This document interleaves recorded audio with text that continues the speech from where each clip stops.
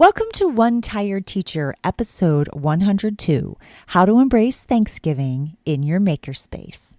So today we're going to talk about being thankful and grateful, having that heart of gratitude, and what we can do in our makerspace area to really encourage this type of thinking and to get kids really paying close attention to their social and emotional needs and really get kids thinking and kind of creating and building at the same time. So I hope you stick around.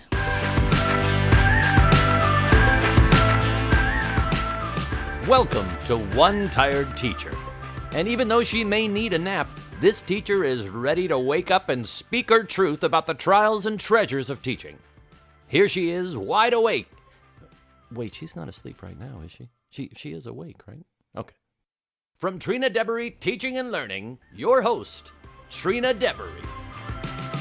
Hey, so it is that time of year. We have rolled around to mid-November, which I can't even believe it's mid-November. How can it be mid-November already? It doesn't even seem possible. Yesterday, we celebrated Veterans Day, and today we are just one step closer to Thanksgiving. And I love the attitude of Thanksgiving, the attitude of being thankful and grateful and looking at the things that we have and finding gratitude in that. And I wish that we could have that mentality all year long. I think that that's a really important practice, and we often need to really strengthen our gratitude muscles. And I think Thanksgiving is a good time for us to do that.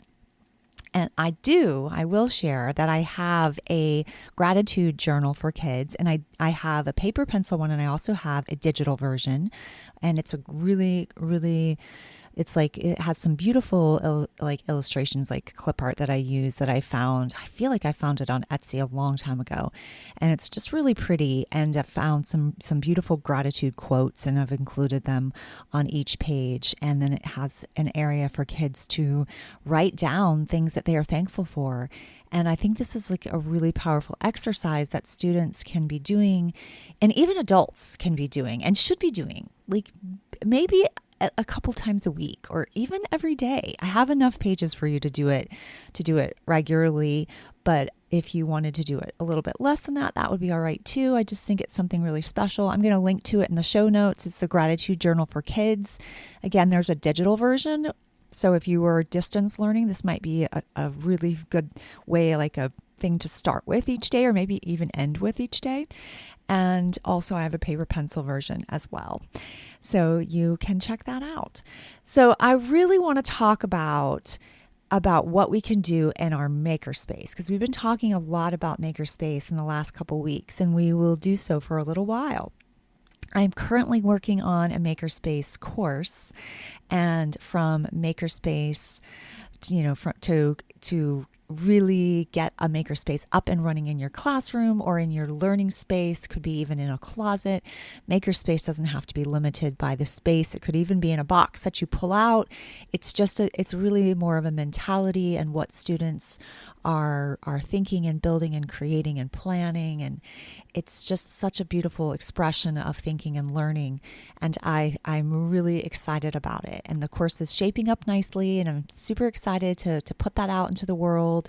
It'll be a step-by-step process and give you lots of insight and information and how to kind of get things up and running, especially if you've been thinking about wanting to do something different, feeling like that, in education, I often feel like we are limiting our outside of the box thinkers, and that we are focused on students that do really well with paper pencil thinking and, reading and asking questions, and students that really thrive in that kind of environment are doing okay, although I feel like we could really push their thinking and challenge them in other ways as well. But what are we doing for those students that struggle in this area and where school feels like an endless chore? And what can we do to make that better? What can we do to bring more creativity and inspiration back into our classroom? And I really think that Makerspace can be one of those most magical places that we have inside of our learning space. So I will be talking more about that in the next several months as I am working through the course, and it will be available.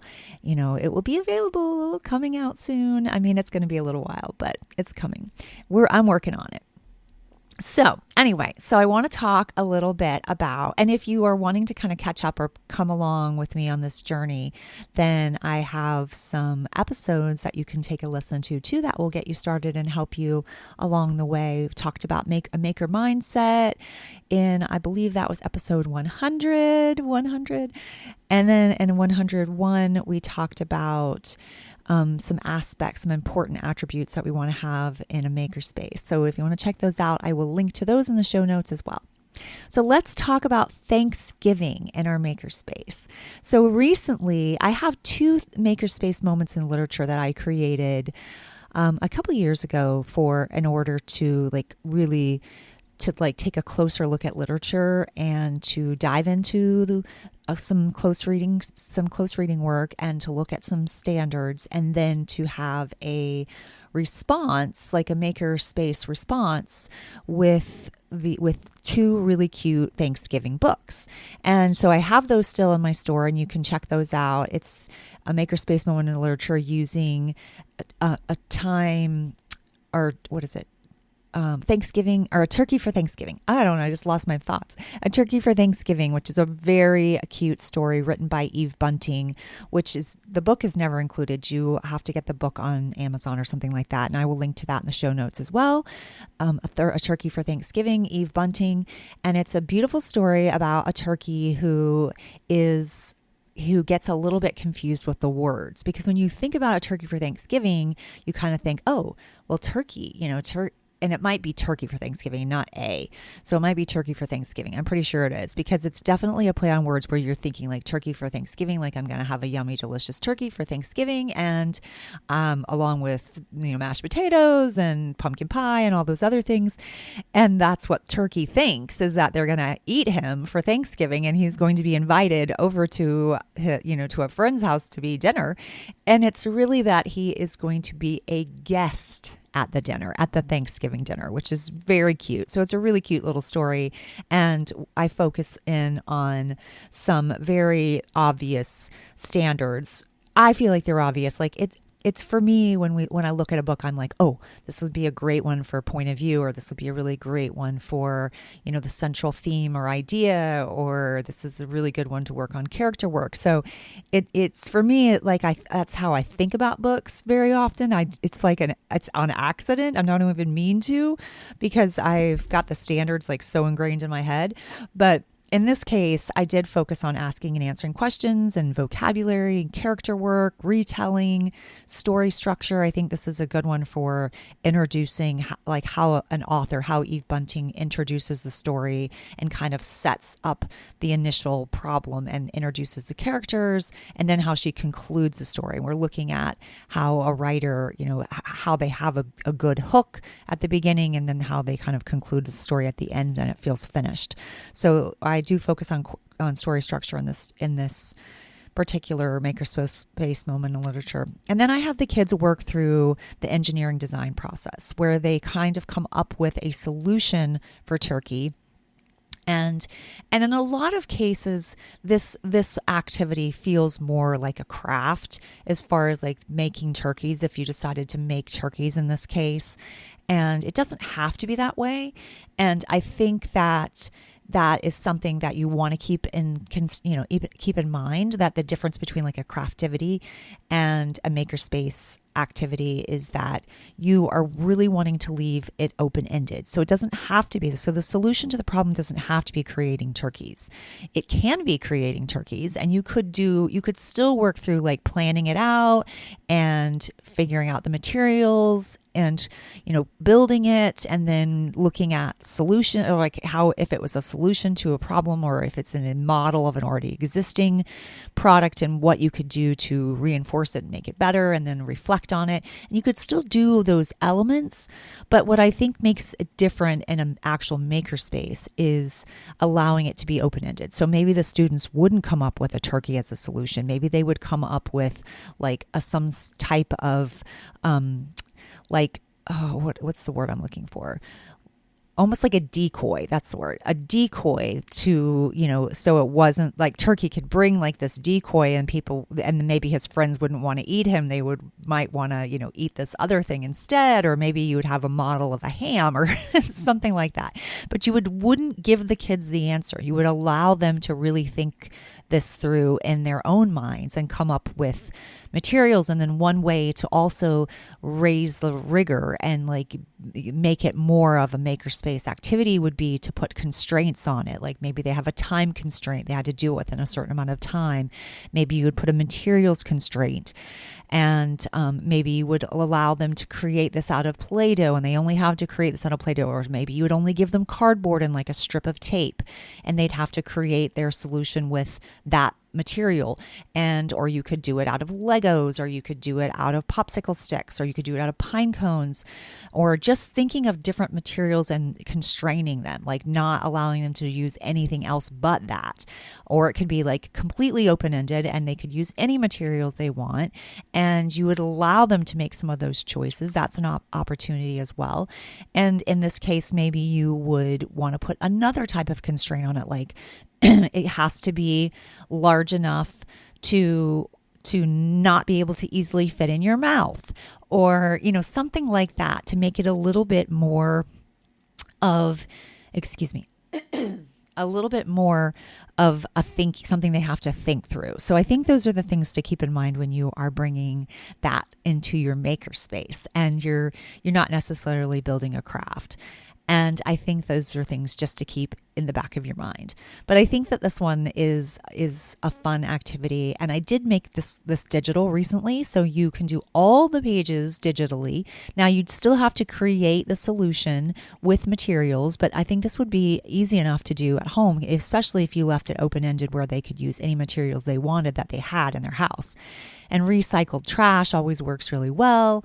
And if you're living in a state that has pine cones, that would be easy. And again, they don't have to be turkeys. They can be anything the student thinks up.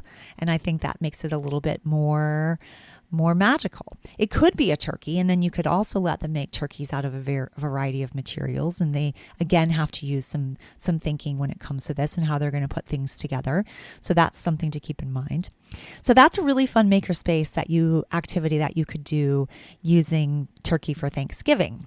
Another one that I made that I have not yet made digital, and I'm running out of time, so hopefully I will get to that one, but it definitely is available in the print version, and I'll link to that as well. And it is a plump and perky turkey. That is another makerspace moment in literature. Again, the solution might be to make turkeys, but it could also be to make like a turkey in disguise, because in a plump and perky turkey, the turkey is like they're wanting to eat the turkey, and they're like the townsfolk are like on the hunt for turkey, and he's like hiding, and he's hiding out, and so he is disguising himself. And I think that could be a really fun solution that kids work on, how they're going to disguise their turkey. In fact, I think it could be really cool if you did turkey for Thanksgiving and they actually made turkeys, and then a plump and perky turkey could be like a follow-up where they had to create a disguise for the turkeys that they made maybe the week before. So that's something to keep in mind. I think that can be really, really fun as well. And the whole goal is, in this case, you're hitting on several literature standards. So you're very standards based when it comes to the literature aspect. And you are also focusing on those engineering standards, but that's where you want to have a little bit more constraints and a little more, criteria. Like they have certain criteria that they have to follow, and then they have things put in place that make it a little more difficult, and it's open-ended, and you're not allowing students to, or you're not forcing students to all do the exact same thing, because that makes it more of a craft. And although I think crafts have their place, so I don't want to make it sound like I don't think they have their place, because I absolutely do. I think creativity is really important. And I think but I think sometimes with a craft, we're kind of limiting creativity. So I think that's the thing that like really sticks out of my mind. So just keep those things in mind when you're thinking these things through. I also think that this is a great time to practice and really focus in on social and emotional aspects, especially because holidays can sometimes be really difficult for kids. They may not have, they may not have a lot. They may not have a Thanksgiving dinner. They may not have a supportive family. There may be things that are going on. There may have been difficult times during this holiday. So I think focusing in on just being grateful for the things that we do have and loving the people that are around us and practicing kindness and working through failure sometimes and feeling like we want to keep trying, and all those kinds of beautiful things can be really emphasized during this time of year, and we can like look out for each other and protect one another. And I think that really helps at a time that sometimes feels hard and heavy.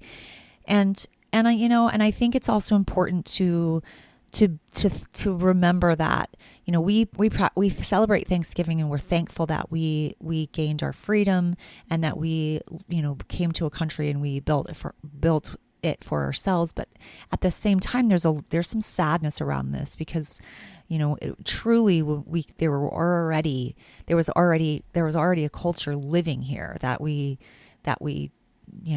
destroyed, basically. So I think we have to think of those things, and we have to remember that. Obviously, what you need to teach and what you need to be careful of at certain grade levels, and not allowing your own personal feelings to influence the holiday, but like making sure that you're sticking to your standards and what is appropriate at your school, but also remembering that there are some people that were very hurt by these times, and we want to really put a lot of emphasis on respecting and caring about various cultures.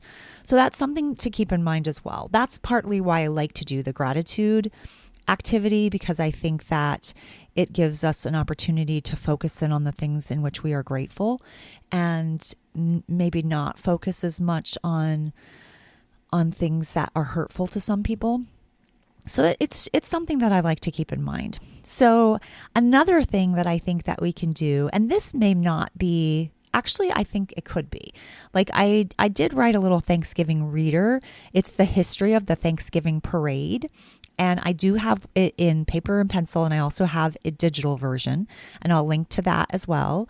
And I have that bundled, and it's a really reasonable price for a bundle. So you could have both the digital and the print version. I like the digital version because all the pictures are in color, and it just kind of brings it to life, and then you don't have as many copies, so that's nice. But something you could do in a Makerspace activity is you could actually have students create balloon floats. Like they could create a float. And again, this would be really open-ended, and you could limit the materials, or you could give them access to lots of different materials. And you could make one of the criteria that it has to stand upright, that it can't fall over, and that they would be able to, maybe another thing is have a fan that would be blowing in case you're having that windy, crazy day during the Thanksgiving parade, and you want the float to be able to withstand some wind. So that might be something that you add. I think that could be really fun. And that would be something that, you could easily do from a distance as well, as long as kids had access to balloons. And if you didn't want to do a balloon, maybe you think of a different material. So there's, the sky, the imagination, using your imagination, like just allowing kids to use their imagination. They come up with so many more things than we can imagine, because they are not stuck in one particular paradigm, which I think is like the beauty of those kind of Makerspace moments. So that about wraps up the activities that I have for Makerspace for Thanksgiving. What do you do during Thanksgiving in your classroom, or what could you do in your Makerspace to make it, a little bit more creative and a little bit more outside of the box thinking, and maybe even like STEM or STEAM related? What is a really good topic to be talking about right now? What are you focusing on science? What is your main focus at this time, and how could you kind of tie all that together? Because that's really the beauty of integrating different disciplines, is tying it all together. I think that's exciting. So that about wraps it up. And I am looking forward to my Thanksgiving this year. I am going to Portland, Oregon, and I'm super excited about that because I've never been there before. And I'm looking forward to seeing a different location. Of course, I'll be wearing my mask and being careful in that sense because, we've still got a lot of craziness going on in the world. And I really, really am going to pull that gratitude journal out myself because there's so much craziness going on. I want to remember the things for which I am grateful. I know that practicing gratitude can help me stay in a more positive mindset. And I'm hoping that it can do that for you and for your students as well. So this one tired teacher is ready for a long fall nap. Until next time, sweet dreams and sleep tight.